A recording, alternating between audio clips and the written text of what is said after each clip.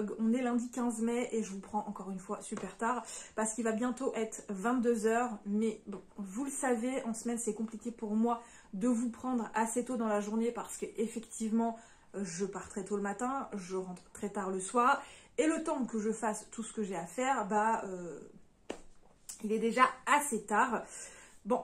Actuellement, j'essaie de trouver un travail plus proche de la maison, plus proche de chez moi, parce que bon, je fatigue un petit peu avec les transports en commun.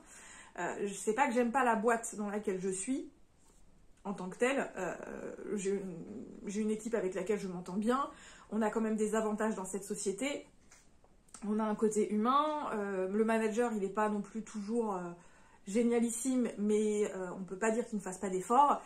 Voilà, c'est pas la pire boîte dans laquelle je suis tombée, mais je vous avoue qu'au niveau des transports en commun, là, je pense que j'ai assez. Je pense que j'ai assez. Me lever à 4 h du matin, enfin 4 h 30 du matin tous les jours, rentrer à 19 h tous les jours, et ça, c'est quand tout va bien, hein, parce que c'est pas souvent le cas. Enfin, c'est pas tous les jours, mais on a beaucoup de problèmes de transport. Donc, voilà, je commence à fatiguer et c'est vrai que je voudrais trouver un travail un peu plus proche de chez moi pour avoir moins de transports en commun. Voilà. Même s'il y a encore des transports en commun, mais moins. Moins qu'1 h 30 matin, 1 h 30 le soir, parce que voilà, je suis un peu fatiguée des transports en commun. J'ai une vie et je voudrais profiter un petit peu plus de ma vie que de les passer dans les transports en commun. Hein, voilà. Bref, du coup, on se retrouve pour un nouveau vlog et donc pour la suite du mois de la fantaisie, donc le challenge tout le mois de mai. Comme je vous ai dit, je vais essayer de vous vlogger tout le mois de mai. Et on va parler déjà de cette lecture que je pensais terminer hier soir et que finalement, j'ai pas terminé hier soir. Je l'ai terminée aujourd'hui et franchement, j'ai encore pris mon pied. Cette lecture était, encore une fois, absolument géniale. Donc, il s'agit d'une prière pour les signes timides de Becky Chambers, donc la suite directe d'un psaume pour les recyclés sauvages. Pardon, j'ai un chat dans la gorge. Donc ici, on retrouve nos deux protagonistes, qui est donc le frère Dex et notre robot Omphale, qui retournent à la civilisation humaine et on continue donc de suivre leurs aventures. Et je pensais qu'on avait plus ou moins tout vu, en fait, au niveau des réflexions que les personnages se posent dans le tome 1. Et ben, pas du tout. Pas du tout, du tout, du tout. Là, on va s'arrêter sur d'autres situations qui vont poser d'autres questions sur la conscience, sur le soi-même, sur les autres. Encore une fois, j'ai trouvé que c'était très très bien fait. C'est des réflexions qui sont pertinentes, faciles à comprendre et que je trouve hyper intéressantes. Mais au-delà de ça, ça reste un texte hyper agréable, hyper doux. Ça reste un texte hyper bienveillant parce qu'ici, on est dans un univers de science-fiction, je dirais plus que de fantasy. Je l'avais mis dans ma pile du mois de la fantaisie, c'est pas du tout de la fantaisie, mais c'est pas bien grave. On est dans de la science-fiction, certes, mais de la science-fiction bienveillante sans être moralisatrice. Et ça donne une touche d'originalité à la science-fiction, puisque la science-fiction, c'est un style qui n'est pas encore très développé, je pense. C'est pas un style facile à aborder, la science-fiction, selon moi. Voilà, après, ça dépend. Et donc là, on a cette science-fiction abordée de façon complètement différente, complètement bienveillante, avec des réflexions hyper intéressantes et des personnages malgré tout qui sont hyper touchants. On s'attache aux personnages parce que l'autrice arrive non seulement à faire quelque chose de bienveillant sans être moralisateur, qui nous pousse peut-être à la réflexion sur soi, sur ce qu'on fait à notre planète, sur notre conscience, sur plein de sujets hyper intéressants, hyper importants, et elle arrive malgré tout à rendre le tout hyper agréable à lire parce que les personnages sont hyper attachants, parce qu'au-delà des réflexions, on a une véritable histoire, on a un véritable univers, on a un véritable panel qui s'ouvre à nous, un univers qui se développe petit à petit et que je trouve extrêmement bien foutu. Voilà, pour moi, ce roman, cette saga, et de toute façon, Becky Chambers, je plus sois complètement à sa plume. Je suis absolument fan d'elle depuis fin d'année dernière, depuis que j'ai découvert sa saga Les Voyageurs.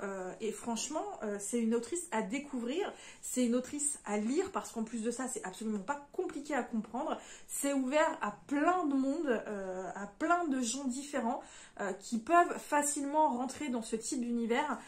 C'est pas complexe à lire, c'est facile, c'est hyper imagé, c'est hyper immersif, même si c'est très court.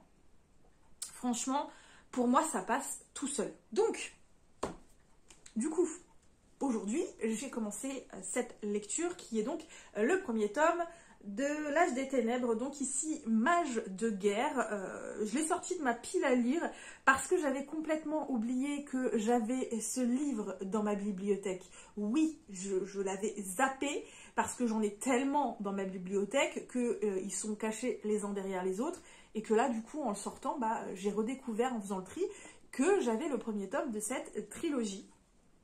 Donc ici on va suivre un homme qui s'appelle Vargus, Raflus ou un truc comme ça, Vargus quelque chose, je ne sais plus c'est quoi son nom exact, qui est un mage de guerre, voilà, qui est un mage de guerre. Ça fait 5 ans qu'il a quitté sa maison, qu'il est plutôt à vivre dans un village, à arrêter les brigands. Je dois vous dire que le premier chapitre commence assez fort, question combat et violence, hein, voilà, on entre assez rapidement dans le vif du sujet. Et il s'avère qu'il y a des rumeurs qui courent comme quoi une guerre va éclater, puisque le royaume dans lequel il vit, le roi a séparé la religion de l'État. Chacun peut pratiquer sa religion comme il l'entend. S'il est croyant, il est croyant. S'il n'est pas croyant, tout le monde s'en fout. Voilà, chacun vit sa vie comme il le veut. La loi, c'est la loi. La religion, c'est la religion. Sauf que le pays voisin, le nouveau roi qui a renversé le roi précédent, donc le fils a tué son père pour prendre sa place, décide que non. Voilà, non, lui dans son pays, c'est pas comme ça que ça se passe. Dans le pays, on mélange l'État et la religion. Donc le pays qui fait pas comme lui, c'est un pays d'hérétiques, et il se décide à les envahir pour prendre le contrôle. Voilà, on sait tous très bien pourquoi ce genre de personnage fait ça, parce que c'est un connard, excusez-moi de l'expression, mais c'est ça, imbu de sa personne, qui est avide de pouvoir et qui n'est pas capable de comprendre que tout le monde ne peut pas penser comme lui et tout le monde n'a pas le désir de faire comme lui, hein, voilà. Là-dessus, c'est du grand classique. D'ailleurs, dès le départ, je vois que c'est du classique. Là, les personnages qu'on nous présente, je me dis, classique, classique, classique. Donc voilà, en gros. Bref, Vargus retourne auprès du roi pour lui dire, voilà, c'est la guerre, j'ai décidé de travailler pour vous, donc nous sommes des mages de guerre, nous allons faire la guerre avec vous, puisque le pays voisin, ils ont embauché un nécromancien, et que c'est la débandade dans les autres pays qui se font envahir par ce royaume, et qui veulent donc l'envahir eux, et donc va y avoir une guerre, je sens bien sanglante, hein, voilà. Donc pour le moment, comme je vous dis, c'est classique. J'ai à peine avancé, parce que je l'ai commencé ce matin, j'ai lu 43 pages, et pour l'instant, c'est vraiment qu'un très très très très grand début. Là, on est en train de nous présenter les personnages, on est en train de nous présenter un peu comment fonctionne cet univers, ce qui se passe, pourquoi la guerre va être déclarée, où se trouvent les troupes ennemies, comment est placée la carte, si vous voulez, des pays. Donc voilà, on est vraiment dans la découverte de cet univers et des personnages. Mais pour moi, c'est assez classique pour le moment de ce que j'en ai lu. Ce qu'il faut savoir, c'est que pour moi, la référence absolue du classique de l'heroic fantasy, c'est évidemment Le Seigneur des Anneaux. Pour moi, c'est la référence, c'est vraiment le livre, la saga qui me sert de référence pour tout ce qui est fantasy. Là, pour moi, ça a l'air d'être de l'heroic fantasy. Ouais, de l'heroic fantasy. Après, les classements ont beaucoup changé avec les années, donc est-ce que c'est encore considéré comme de l'heroic fantasy, ça ou pas, je ne sais pas, ou de l'epic fantasy, je ne sais pas trop non plus. Mais bon, pour moi, de ce que j'en vois des personnages, ça a l'air assez classique. Au niveau des différents peuples, ça a l'air assez classique. Voilà, mais pour l'instant, je peux pas en dire plus. La plume est fluide. Je ne la trouve pas spécifiquement exceptionnelle non plus. mais à voir par la suite, parce que voilà, j'en suis qu'au chapitre 2 ou au chapitre 3. Donc voilà, j'en suis qu'au début. J'espère que je le terminerai pour la fin de la semaine quand même. Si j'arrive. Voilà. Bref, ça fait 10 minutes que je vous tiens, donc je vous laisse là et je vous retrouve plus tard. Hey, salut, on se retrouve, on est vendredi soir, donc le 19 mai, il va être 19 h. Je vous prends encore une fois assez tardivement. Comme d'hab, je voulais vous prendre hier, lire un petit peu avec vous, filmer un petit peu pendant que je lisais, puisqu'hier c'était jour férié, et puis en fait pas du tout, parce que je me suis posée, voilà, j'avais envie de me poser un petit peu, j'ai continué de ranger ma bibliothèque, tout ça, hein, voilà, ça avance doucement mais sûrement, on est d'accord. Et du coup, j'ai réussi à plutôt bien avancer dans ma lecture. Et quand je dis plutôt bien, je l'ai terminée. Donc quand je parle de lecture, je parle bien de ma lecture du premier tome de l'Âge des Ténèbres, donc Mage de guerre de Stéphane Ariane, ici aux éditions Milady. Et autant vous dire que je ne continuerai pas la saga. Voilà. J'ai pas du tout accroché au premier tome, donc je vais pas continuer. Alors, j'ai entendu dire que les tomes suivants sont bien meilleurs. Mais je vais pas me forcer à lire la suite parce que j'ai beaucoup trop de livres dans ma bibliothèque. J'ai déjà fait un énormissime tri. Je pense que j'ai déjà assez, que tous les mois, déjà, voilà, j'ai pas mal de livres à lire qui attendent, qui me font plus envie du coup que de continuer cette saga. Du coup, je la continuerai pas, ou en tout cas, ça fait absolument pas partie de mes priorités. C'est pas bien grave, de toute façon, j'ai déjà bien assez de lectures comme ça. Donc voilà, je n'ai aucun regret à avoir abandonné cette saga parce que j'ai quand même réussi à terminer le tome 1, sachant que j'ai pas spécifiquement apprécié ma lecture. Déjà d'une, j'ai trouvé la plume, le style assez fade, assez pauvre, fluide, mais sans plus. Voilà, j'y ai pas trouvé grand chose d'original, d'intéressant. C'était assez plat selon moi. Ensuite, j'ai mis un temps fou, les gars, mais j'ai mis un temps fou à réaliser et à comprendre qu'en réalité, on ne suit pas qu'un personnage, mais deux personnages. Voilà. On suit Balfrus, qui est un mage de guerre, et à côté, on suit Vargus, qui lui est un simple soldat. Et au début, je pensais que c'était un mec qu'on appelait de deux noms différents. J'étais complètement à côté de mes pompes, les gars, mais complètement. Pourtant, j'avais des trucs qui me disaient, mais je comprends pas, il est mage, il est soldat, Voilà, je comprenais pas trop, et il m'a fallu un temps de chien pour comprendre que, effectivement, on avait deux personnages différents. Et le fait est que j'ai trouvé que les deux personnages, bah malheureusement, niveau caractéristique, niveau caractère, ils se ressemblaient vraiment beaucoup. J'avais pas l'impression de distinguer de vraies différences entre les deux personnages. Je pense aussi que c'est ça qui, sur le moment, m'a perdue parce que moi, j'étais déjà d'une persuadée qu'on suivait qu'un seul personnage. Et en plus, comme les deux personnages avaient des caractéristiques très similaires, mis à part qu'on suit un soldat et un mage, que donc leurs capacités et leurs compétences sont différentes, bah, mis à part ça, moi, j'avais vraiment l'impression d'avoir un même personnage. Sincèrement, j'avais vraiment l'impression d'avoir un même personnage avec les mêmes ils avaient la même caractéristique. Et voilà, j'ai eu un mal de chien à réaliser. Alors, je pense aussi que du coup, ça a joué sur ma lecture et sur mon appréciation de la lecture. Ensuite, malgré tout, comme c'était fluide, j'ai plutôt avancé vite dans ma lecture, même si j'ai sauté un ou deux chapitres qui, sincèrement, ne m'ont rien apporté. Et ne m'ont absolument pas manqué dans le texte, littéralement, ça ne m'a pas manqué du tout. Moi, finalement, ce qui m'a le plus plu, entre guillemets, désolée voiture parce que les fenêtres sont ouvertes, c'est ce qui se joue en sous-main, puisqu'on suit donc Balfrus et Vargus, chacun de leur côté, qui mènent la guerre chacun à leur façon, évidemment sous les ordres du roi. Et à côté, on suit la princesse, donc la fille, l'unique fille du roi, qui, elle, a tout un réseau d'espions avec elle, qui va travailler pour elle à fomenter des complots politiques, à alimenter une rébellion et alimenter une résistance dans les pays voisins, puisque pour rappel, le roi Tarion, qui a créé une coalition avec des pays voisins, donc sous la plupart du temps force, voilà, c'est pas d'une coalition qui se sont tous adhérés à ce roi parce qu'ils croyaient en ce que ce roi disait. absolument pas. Certains peuples ont même été réduits en esclavage parce qu'ils refusaient de se soumettre. Donc voilà, c'est une coalition qui tient, mais vraiment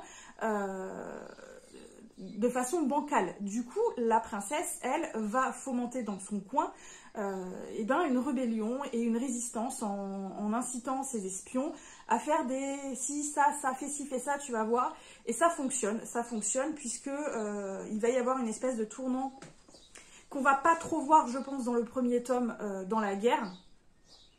Et on apprend quand même quelques petites choses, on a quelques petites surprises à laquelle, sur le moment, je ne m'attendais pas trop et qui finalement étaient plutôt cool. J'ai bien aimé ces petites révélations, ces petites surprises, ces petites touches. Mais au final, pour moi, ça n'a pas rattrapé le tout qui, pour moi, a été trop fade. La guerre, j'ai pas accroché à cette guerre, je me suis pas sentie tendue sur cette guerre. Et pourtant, il se passe pas mal de choses. C'est sanglant, il y a des morts parce que évidemment c'est une guerre, donc forcément tout le monde ne survit pas à la guerre. On voit des gens qui se battent pour leurs convictions, on voit des gens qui sont terrifiés et qui pourtant y vont, on voit des gens qui meurent, on voit des gens qui finissent estropiés, enfin bref, il se passe beaucoup de choses. Mais je sais pas, moi j'ai pas été touchée par ces passages de guerre, j'ai pas été... J'étais pas dans l'attente, j'étais pas oh mon Dieu, qu'est-ce qui va se passer, oh mon Dieu, c'est sanglant, oh mon Dieu, machin. Non, franchement, j'ai pas accroché. J'ai absolument pas accroché. Pour moi, il y a beaucoup trop de choses qui m'ont pas plu et du coup, bah, je ne lirai pas la suite. Bon, c'est pas bien grave non plus puisque dans le premier tome, il y a quand même une vraie fin. Voilà, on n'a pas toutes les réponses à toutes nos questions, mais il y a quand même une vraie fin. Voilà, on a un début de guerre, une fin de guerre, voilà, on a quand même une vraie fin. Et finalement, pour moi, ça me suffit, j'ai pas besoin de plus, je ne continuerai pas. Le livre est en bon état, donc je le vendrai parce que voilà, je ne vais pas le garder, il est en bon état, donc de toute façon, j'ai tellement de livres à mettre en vente que je sens que le travail va être long. Bref, du coup, ce week-end, j'ai prévu de lire, alors je ne vous ai sorti que le tome 1, mais je compte bien lire la trilogie complète de ce manga. Il s'agit de Dokyusei, donc ici Classmate, le tome 1. C'est de Azumiko Nakamura aux éditions Anna Collection. Je les ai achetés au mois de mai et je vais les lire tous les trois ce week-end. Comme ça, au moins, ce sera tablé. C'est rentré dans ma palle et c'est sorti aussi sec de ma palle et clairement. Alors ici, d'après ce que j'ai compris, on va suivre deux jeunes adolescents qui sont dans la même classe, qui vont devoir chanter pour je ne sais pas quoi. Et il y en a un qui, je crois, chante très très mal, donc l'autre va se proposer pour l'entraîner. Et je crois qu'il y a une relation aussi entre un professeur et l'un d'eux. Je sais plus trop, mais franchement, les traits sont hyper délicats, voilà. Pour rappel, j'avais lu un autre manga de l'autrice qui était un one-shot que j'avais beaucoup aimé parce que justement j'avais beaucoup aimé les traits de l'autrice. Son dessin, je le trouve très beau, très fin, très délicat, tout en simplicité. Ça fourmille pas de détails, mais c'est pas la peine. Et j'avais bien aimé, du coup, celui-ci, je me le suis pris parce qu'en plus de ça, ça commence à devenir compliqué de se les procurer. Du coup, j'ai plus attendu en fait pour me les procurer, sachant que ça date un petit peu, puisque je crois que ça date de 2016 déjà. Donc voilà, je vais le lire ce week-end, à voir. Et voilà, du coup, je pense que je vous laisse là parce que bah là, il est l'heure que j'aille me doucher parce que j'ai un peu chaud. Cet après-midi, j'ai fait pas mal de choses, donc voilà, j'ai chaud, je vais me doucher, comme ça, je serai préparée pour la soirée et pour le week-end. Bref, je vous retrouve plus tard pour la suite du vlog. Hey, salut, on se retrouve pour vous parler un petit peu de l'avancée du rangement de mes bibliothèques. Comme vous le voyez, il y a encore beaucoup de bordel. Mais là, j'ai rangé déjà. Là, j'ai rangé toutes les romances format Hugo, roman, donc grand format et petit format. Ici, il y a encore toutes les romances que je dois ranger, donc qui ne sont pas de la maison d'édition Hugo. Là, il y a une partie de tous mes formats poche. Là, c'est encore une partie que j'ai pas triée, qu'il faut que je trie. Tout ça encore n'est pas trié du tout. Ça, j'ai déjà trié, donc il n'y a pas de souci. Ça, c'est pareil. Comme vous le voyez là-bas, j'ai encore rajouté des piles de livres que je ne vais pas garder. Là, j'ai commencé à trier. Là aussi, j'ai commencé à trier. Là, j'ai pas trié encore. Bon, ça, je vais le garder, mais je vais les ranger ailleurs pour pas que ça prenne de place. Ça, je les ai pas bougés non plus parce que je sais pas encore où je vais les mettre parce que ce sont des livres que normalement je garde. Ici, là, j'ai commencé à ranger également un petit peu. Là, comme vous le voyez en bas, c'est pareil, c'est rangé. Là, c'est pareil, il faut que je fasse le tri. Là, en bas, j'ai pas encore trié, mais je pense que je vais plus ou moins tout garder. Et voilà, donc là, vous le voyez pas, mais il y a déjà du vide. Il y a déjà du rangement qui a été fait un petit peu. J'ai pas rangé au fond non plus. J'ai pas fini de trier.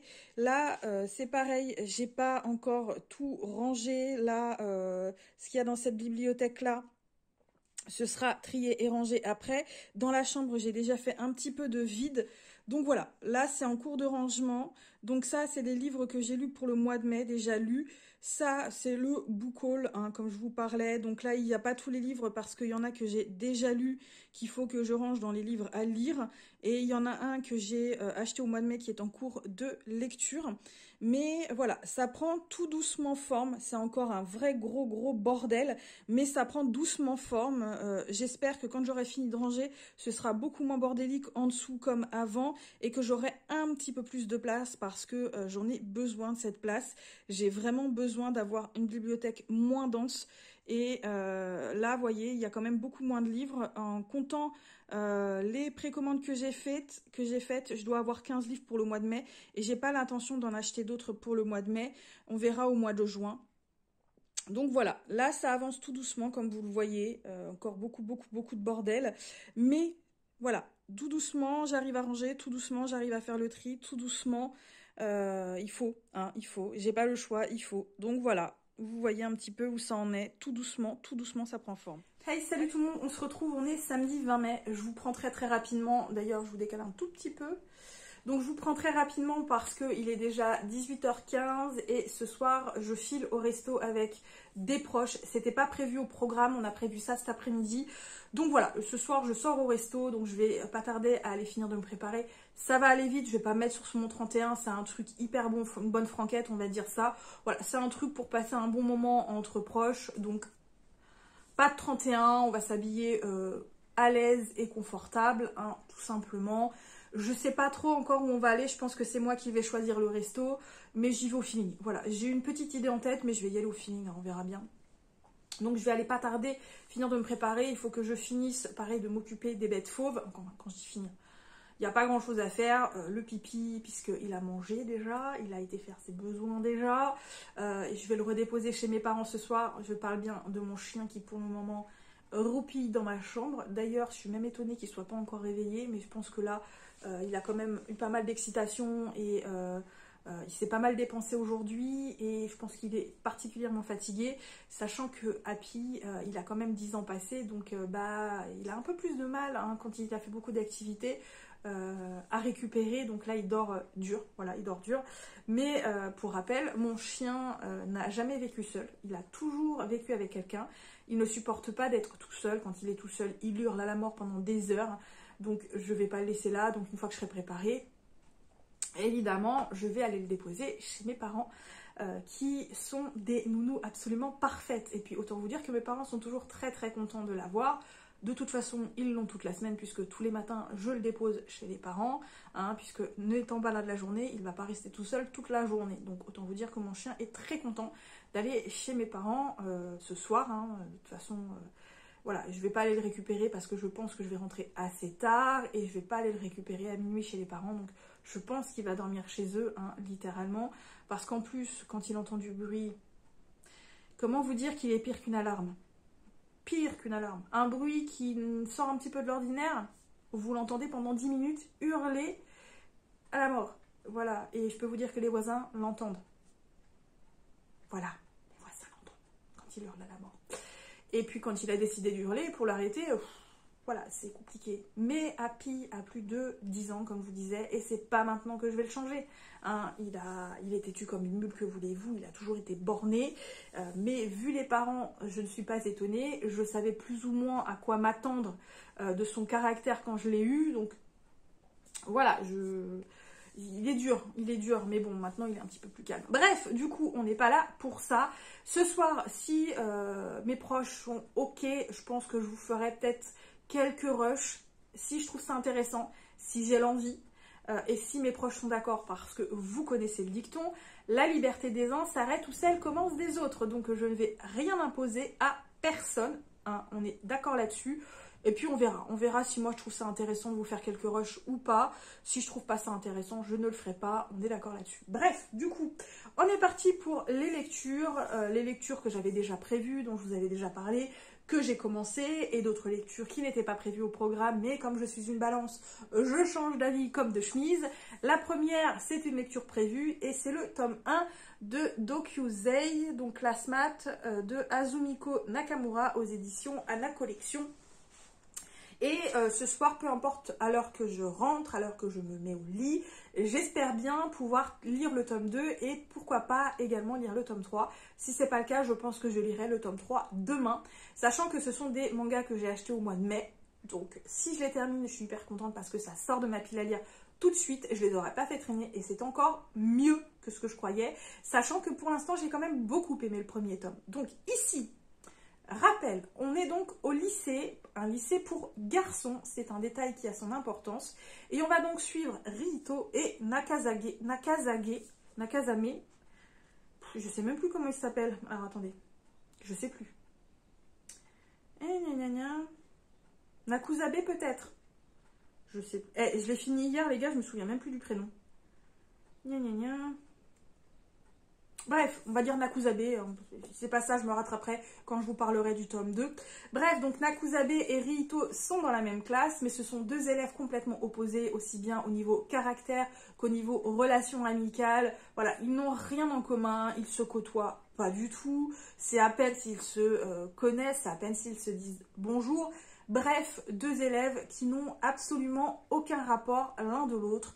Mais vous le voyez venir gros comme une maison, on est d'accord, on est dans un boys love.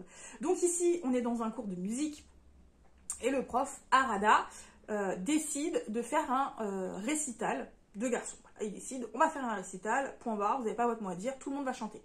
Sauf que Nakuzabe se rend compte, pendant les répétitions en classe, que Riito ne chante absolument pas. Voilà, Riito ne chante pas. Et un concours de circonstances va les amener à se retrouver tous les deux seuls, ensemble, à s'entendre chanter. Et Nakuzabe, comme ça, un petit peu sur un coup de tête, sans vraiment réfléchir, propose à Riito de l'aider à s'entraîner pour qu'il puisse chanter le jour du récital. Évidemment, à partir de là, à force de se côtoyer, va se nouer une relation entre les deux personnages. Et je m'arrête là pour le résumer. De toute façon, vous devez très bien vous imaginer ce qui va se passer entre eux et vous n'auriez pas tort. Bref, ici, j'ai adoré la relation des deux personnages parce que c'est une relation qui va se construire sur le long terme. Dans ce premier tome, c'est une temporalité qui va durer sur une année complète. Ça dure quand même 1 an. La relation va se construire sur une année complète avec les hauts, les bas, l'apprentissage de l'autre. Apprendre à connaître l'autre, apprendre à connaître son caractère, ce qu'il aime, ce qu'il n'aime pas, à voir les différences les uns des autres, à apprendre à connaître non seulement le caractère, les envies, ce qu'aime l'autre, mais aussi peu à peu apprendre à connaître le corps tout en douceur de l'autre, tout en délicatesse, tout en sensualité. Et c'est hyper bien fait parce que au final, les questions sexuelle ne se pose que très tard dans le roman parce que voilà, ça fait un moment que la relation dure et que peut-être l'un aimerait quand même aller un petit peu plus loin avec l'autre, mais bah lui-même est un petit peu innocent hein, dans l'idée d'avoir une relation avec un garçon parce qu'aucun des deux ne sont jamais sortis avec quelqu'un du même sexe, donc ils apprennent petit à petit la relation, voilà, ils apprennent. Je trouve que c'est très bien foutu, c'est hyper délicat, c'est hyper mignon, c'est hyper... Quand on les regarde, ils sont tellement craquants, je sais pas, moi j'adore les suivre, je les ai trouvés mignons, mais mignons à souhait, hyper craquants, hyper agréables, hyper... Voilà, j'ai adoré suivre leur relation, j'ai adoré voir les hauts et les bas, parce que ce n'est pas évident... De construire une relation, c'est jamais évident, hein. Moi-même, voilà, ça n'a jamais été évident de construire une relation, c'est encore plus compliqué quand c'est le premier vrai amour, quand on rentre un petit peu dans cette relation alors qu'on n'y connaît absolument rien, voilà, c'est les toutes premières relations, l'amour avec un grand A, et je trouvais ça, mais tellement bien fait les gars, j'ai adoré, en plus le dessin est hyper délicat, hyper, voilà, hyper simple, hein, on n'entre pas dans les détails, dans d'énormes détails. Et en fait, on se concentre vraiment plus sur les personnages que sur tout ce qui entoure les personnages. Et du coup, on entre vraiment dans l'histoire, on s'attache vraiment aux personnages. Les deux personnages ont des caractères complètement différents et pourtant qui s'accordent tellement bien, j'ai adoré. Le seul truc qui, moi, m'a fait un petit peu tiquer, c'est qu'à un moment, on parle du prof donc, de musique qui s'appelle Harada. Et Harada, clairement, dès le départ, on se rend compte très très vite qu'il a un gros crush pour Rihito. Il a un énormissime gros crush pour Rihito. Et il y a un chapitre qui lui est consacré à Harada, en fait, pardon, qui nous explique pourquoi il a ce crush pour ce jeune homme. Moi, ce qui m'a fait tiquer, c'est pas le crush spécifique qu'il a pour Rihito. Moi, ce qui m'inquiète dans ce premier tome, ça m'a pas inquiété trop non plus, c'est que le prof, il a 35 ans. Rihito, il en a 16. 16, voire 17, pas plus. Donc, 35, 16 ans, ouais, non, moi, ça a du mal à passer. Ça a du mal à passer. Alors, on s'attarde pas trop sur le sujet parce que Harada se rend compte que Rihito a un amoureux et il a un petit copain et que cette relation dure et que du coup, il se dit, bah merde, il n'a pas été assez attentif. Il aurait dû être plus attentif et il aurait dû voilà, s'accrocher un petit peu plus à Rihito. Mais tant pis, c'est pas grave. Voilà, il voulait attendre que Rihito soit majeur, mais il s'avère que Rihito sort avec quelqu'un de son âge. Voilà, ça m'a un petit peu... Ça m'a titillé quand même ce côté 35 ans, 16 ans. Mais ça va, le prof passe assez rapidement à autre chose. Le prof passe assez rapidement à autre chose, ce qui est un bon point. J'espère qu'on ne va pas revenir dessus parce que pour moi... un prof de 35 ans n'a rien à faire avec un élève de 16 ans. Voilà, simplement, c'est pas possible. Pour moi, c'est juste pas possible. Voilà. C'est vraiment le gros point négatif pour moi pour ce premier tome, mais ça va. On va pas trop s'attarder sur le sujet, donc point négatif qui est quand même rattrapé. Du coup, j'avais prévu de lire le 3e tome des chroniques, de Mémoires par Lady Trent, donc cette jeune femme très en avance qui étudie les dragons et qui écrit des livres sur les dragons, qui est une scientifique qui commence à être particulièrement reconnue. Et je l'ai commencé très rapidement hier, sauf que je me suis rendu compte que c'était pas du tout ce que je voulais. J'avais pas envie de ça, j'avais pas envie de fantasy, j'avais pas envie de créatures fantastiques. Voilà, j'ai lu 5 romans de fantasy d'affilée, et là j'avais envie d'un peu autre chose. J'avais envie d'un peu autre chose, et je me suis dit, bon bah, tant qu'à faire... J'ai envie de lire un peu de romance, j'ai envie d'être tout émotionnée et du coup, bah, j'ai tapé dans le roman Target de Alba River chez Hugo Poche. Celui-ci, c'est pareil, je l'ai acheté en mai, donc une fois que je l'aurai terminé, je pourrai le sortir de ma pile à lire tout de suite, il n'aura absolument pas tardé et c'est très bien et je pense que clairement, c'est pas un roman que je vais garder. Parce que pour l'instant, j'aime bien, mais je suis pas non plus transcendée. Voilà, je suis pas emportée à fond dans le roman. Mais j'en suis qu'au début. J'ai quand même lu 167 pages. Hein, voilà, aujourd'hui. Parce que au final, je ne l'ai pas commencé hier, je l'ai commencé aujourd'hui. Donc ici, on suit Lily. Lily survit, en fait. Lily est la petite amie d'un mafieux, d'un mec absolument horrible, donc un mafieux, trafiquant de drogue, qui a des oreilles et des yeux absolument partout. Il a réussi à rallier à sa cause mais des tas de personnes, médecins, justice, police, voilà, il a réussi à avoir des hommes un petit peu partout autour de lui et donc il est extrêmement puissant et ça fait des années que les flics essaient d'arrêter ce gars et donc ils arrivent à arrêter donc Lily qui est sa petite amie, Lily qui subit les sautes d'humeur de ce mafieux qui s'appelle donc Vadim. Vadim est un véritable monstre avec elle, mais ça fait des années qu'elle est sous son emprise et elle n'arrive plus à s'en sortir. Elle n'arrive plus à s'en sortir, elle n'a confiance en personne, que ce soit ses proches, que ce soit ses amis, que ce soit les flics, elle n'a confiance en personne. Mais Vadim, il est extrêmement dangereux et surtout, il s'en prend à sa sœur. Il est en train de manipuler sa sœur comme il l'a manipulée elle, pour l'avoir sous son joug, elle aussi. Sauf que Lily, elle, refuse que sa sœur tombe dans le même schéma qu'elle et donc se décide, après une situation absolument horrible, de prendre son courage à deux mains et d'aller chez les flics pour le dénoncer et demander de l'aide. Et elle va donc tomber sur un homme qui s'appelle Aaron, qui travaille au GIGN, qui doit donc rester anonyme et qui, lui, clairement est terriblement touché par cette jeune femme. Il est d'autant plus touché que lui, par le passé, il a vécu quelque chose d'horrible où il s'est senti impuissant, incapable d'aider une personne. Je vous dis pas qui c'est, mais dès le départ, on le sait dès le départ en fait. L'autrice ne le dit pas, mais on le sait dès le départ, c'est facile à deviner. Et il est donc d'autant plus touché par cette jeune femme qui demande de l'aide, et lui, là, pour le coup, il ne veut pas être impuissant, il ne veut pas rester sans rien faire, il veut absolument l'aider. Je m'arrête là parce qu'en fait, ce que je vous ai raconté, c'est déjà ce que je... Voilà. C'est les 167 pages. Pour l'instant, j'aime bien. J'aime bien si même pour moi, il se passe pas grand-chose. J'ai pas l'impression qu'on ait beaucoup avancé en 167 pages. Après, le livre, il fait pratiquement 600 pages. Donc, j'ai encore de la marge pour voir comment les choses vont évoluer.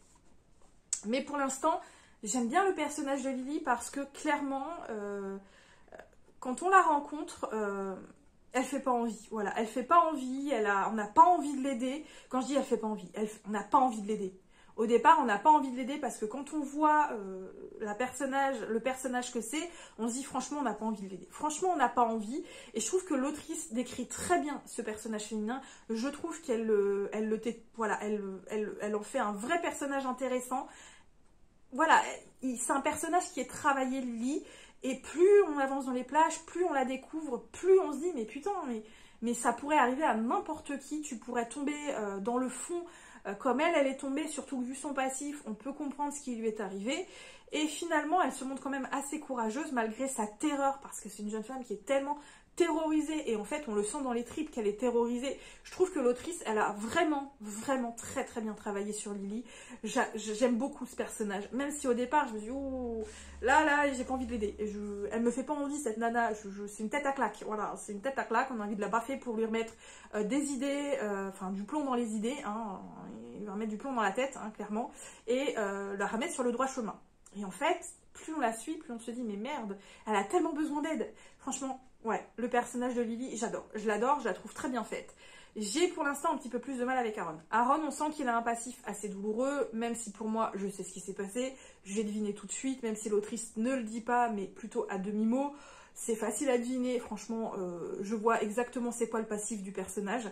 Mais je trouve que c'est un personnage qui est quand même un petit peu moins développé pour l'instant que Lily. Et j'en attends de voir un petit peu plus. Pour moi, vis-à-vis d'Aaron, je trouve qu'il manque un petit peu de profondeur par rapport à Lily. Il n'est pas effacé par rapport à Lily, c'est pas l'impression que j'ai, mais je trouve qu'il devrait être un petit peu plus travaillé. Mais c'est un personnage malgré tout que j'aime bien, qui a du caractère, qui se laisse pas marcher sur les pieds, qui a l'air d'avoir un grand cœur et qui est touché, vraiment très touché par Lily. C'est pas de la romance pour l'instant, il n'est pas amoureux d'elle, Lily n'est pas amoureuse du personnage, mais il est extrêmement touché par cette jeune femme et il veut vraiment l'aider. Et ouais, pour l'instant j'aime bien les deux personnages, surtout Lily. Mais au niveau de l'histoire, pour l'instant, j'attends de voir comment ça évolue. Voilà, tout simplement. Bref, du coup, c'est ce que j'ai lu pour l'instant. Et je vais vous laisser là, du coup, parce qu'il commence à se faire tard. Il faut que j'aille me préparer et j'ai à finir de m'occuper des bêtes fauves, de la bête fauve notamment, et que je sois prête pour y aller, parce que je pense que c'est moi, comme je vous disais, qui vais choisir les restos. Et en plus, on prend ma voiture. Donc, je vous laisse là et je vous retrouve plus tard. Hey, salut, on se retrouve, on est dimanche 21 mai. Et je vous reprends pour clôturer le vlog. Voilà, je vous reprends pour clôturer le vlog parce que j'ai avancé dans mes lectures, mais je voudrais pas vous prendre trop tard ce soir. D'une, parce que je ne vais pas forcément avoir le temps puisque j'ai prévu d'aller boire un verre avec des amis. Et que je pense que ça va encore durer assez tardivement. Quand je vous disais hier que j'allais aller au restaurant, que je ne savais pas à l'heure que j'allais rentrer, je suis rentrée, il était quand même près d'1h du matin. Donc voilà, là je pense que ça va être un petit peu pareil et je pense que je n'aurai pas le temps de vous prendre après, sachant que là je voudrais continuer un petit peu de ranger ma bibliothèque parce qu'il y en a encore besoin. Ça prend forme petit à petit, mais voilà, il faut que je continue un petit peu, ne serait-ce qu'une ou 2 heures tous les week-ends pour pouvoir ranger petit à petit. C'est aussi un moment de réflexion parce que évidemment, comme vous le savez, c'est aussi fait pour faire un gain de place et pour pouvoir tout ranger au maximum dans mes bibliothèques et beaucoup de réflexions parce que j'ai pas des grosses bibliothèques et que j'ai beaucoup de livres et que même en faisant un gros tri, c'est quand même un petit peu compliqué, qu'on soit d'accord là-dessus. Donc bref, voilà, je préfère vous clôturer le vlog maintenant et je vous reprendrai à partir de demain ou mardi pour reprendre le vlog numéro 3 du mois de la fantaisie, hein, clairement, parce que c'est censé être des vlogs du mois de la fantaisie, même si pour ce vlog-là, il n'y aura pas eu que des livres pour le mois de la fantaisie, parce que j'avais besoin d'une petite coupure sur le mois de la fantaisie. Bref, du coup, j'ai lu le tome 2 et le tome 3 de Sotsuge Gyosei pour le tome 2 et pareil pour le tome 3. Donc c'est Graduate Winter pour le tome 2 et Graduate Spring pour le tome 3. Et encore une fois, j'ai beaucoup aimé ces deux derniers tomes parce que, encore une fois, c'était hyper en délicatesse, hyper doudou. J'aime énormément les deux personnages qui se dévoilent encore au fur et à mesure des tomes 2 et 3, qui grandissent, qui ont encore des hauts et des bas, qui se posent beaucoup de questions puisque là, ils terminent le lycée pour aller à l'université et chacun a une ambition différente puisque Rihito, lui, souhaite aller à l'université de Kyoto, donc une université nationale pour travailler plus tard dans le milieu pharmaceutique ou médical. Et notre Kazukabe, lui, c'est ça, Kazukabe, et encore une fois, j'ai un peu de mal, j'arrive jamais à retenir à son prénom, à lui, c'est dingue, hein. Voilà, Kazukabe, lui, voudrait continuer dans la chanson. Il aime faire de la musique, il aime faire de la chanson, donc il aimerait continuer. Donc c'est un petit peu problématique pour tous les deux. Comment vont-ils faire une fois qu'ils auront passé les examens de fin d'année et que Rihito, lui, aura passé les examens pour l'université et qu'il les réussira puisque c'est un très bon élève. Donc il n'y a pas de peur dans l'idée de ne pas être reçu dans l'université qu'il a choisie. Donc voilà, il y a beaucoup de questions qui se posent sur le sujet, beaucoup de questions sur comment faire évoluer notre relation. Il y a encore bien des disputes entre eux, de l'incompréhension. Et franchement, c'est tellement bien fait et c'est tellement doudou que j'aimerais bien encore les suivre. Je crois, je suis pas sûre, mais je crois qu'il y a une suite quand ils ont entamé leur vie d'adulte, tous les deux. Donc voilà, j'ai hâte de découvrir d'autres mangas de l'autrice, enfin de la mangaka, puisque je vous dis, j'avais déjà lu un autre manga de l'autrice qui était un one-shot et que j'ai encore d'ailleurs parce que j'avais beaucoup aimé, je ne l'avais pas revendu. J'avais trouvé les traits très délicats, très agréables et là encore une fois, ça match pour moi du feu de Dieu, même si c'est un manga plus pour les lycées, pour les jeunes adultes, parce que là on parle quand même de lycéens. Ça fait très longtemps que j'ai quitté le lycée, donc voilà, pour moi c'est déjà un peu ancien. Mais malgré tout, moi j'ai passé un super bon moment et franchement, je trouve que c'est un très beau manga. En plus, je trouve l'édition extrêmement belle, tout en simplicité, mais extrêmement belle. Et voilà, j'ai beaucoup aimé lire ce manga. En plus, comme je vous l'avais dit, je l'ai acheté en mai, je l'ai lu en mai, donc ça sort déjà de ma pile à lire. Et c'est un bon point, voilà, j'ai entamé des livres... donc de mes achats du mois de mai que j'ai lu et je les dégage de ma pile à lire. J'ai également du coup avancé encore un petit peu dans ma lecture de Target. J'ai pas beaucoup avancé puisque j'ai lu une 50aine de pages. Là j'en suis à 219 pages. Et il y a encore pas mal de choses qui se passent. C'est pas trop longué en fait, je trouvais qu'il y avait des longueurs, mais non, finalement, pas tant que ça. Pour l'instant, j'aime bien.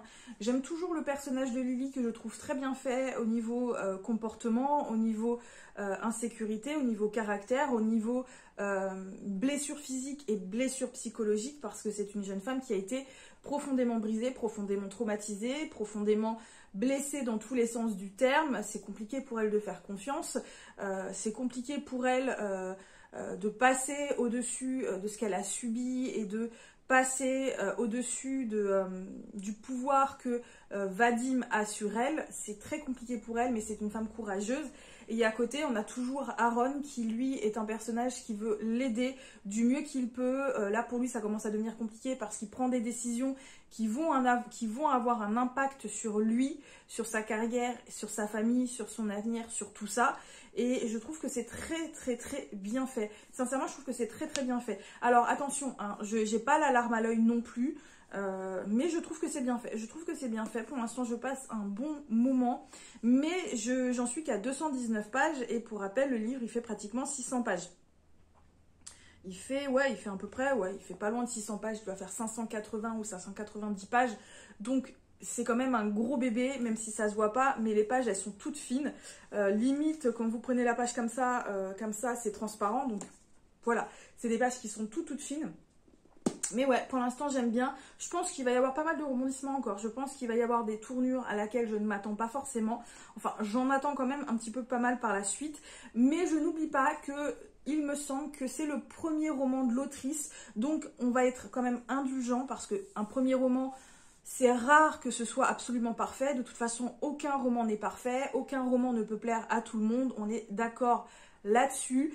Je pense que plein de gens l'aimeront et je pense que des gens n'aimeront pas, tout simplement parce que les livres, ça peut pas plaire à tout le monde. Voilà, tout simplement. Bref, je pense m'arrêter là pour le vlog. Avant de terminer, j'aimerais vous faire part, je pense que beaucoup d'entre vous l'ont vu passer, on a entendu parler. Il s'avère malheureusement que Maureen de la chaîne Bazar de la littérature est décédée vendredi 19 mai suite à un cancer fulgurant et très agressif. Elle laisse derrière elle évidemment une famille qui l'aimait profondément, un conjoint qui l'aimait profondément et un bébé, Ouna, très jeune. Et donc voilà, c'est un moment dramatique, c'est triste. Maureen faisait quand même partie des premières booktubeuses, des premières blogueuses qui ont investi les réseaux sociaux dans le monde littéraire. Elle était une référence à elle toute seule. C'est quelqu'un que j'aimais beaucoup suivre, sincèrement, j'aimais beaucoup la suivre. Elle avait toujours des vidéos très intéressantes. Elle avait de la passion pour l'Irlande. Et je voulais également vous informer que sa sœur a ouvert une cagnotte pour aider du coup le conjoint de Maureen et sa nièce. Et je vous mets le lien en barre d'infos si jamais vous voulez participer. Attention, hein, c'est juste une cagnotte. Personne n'est obligé d'y participer. Si vous n'avez pas envie d'y participer, n'y participez pas. Mais je vous mets quand même le lien en barre d'infos. Et je tenais à dire que toutes mes pensées vont pour eux et sa famille. Enfin, elle, du haut des étoiles, et sa famille. Et j'espère que ils sont très bien entourés durant cette période difficile. Donc voilà, je m'arrête là pour cette petite aparté qui me paraissait quand même assez importante. Et du coup, je vous retrouve plus tard pour la suite d'un nouveau vlog. En attendant, je vous souhaite de très très bonnes lectures. Surtout,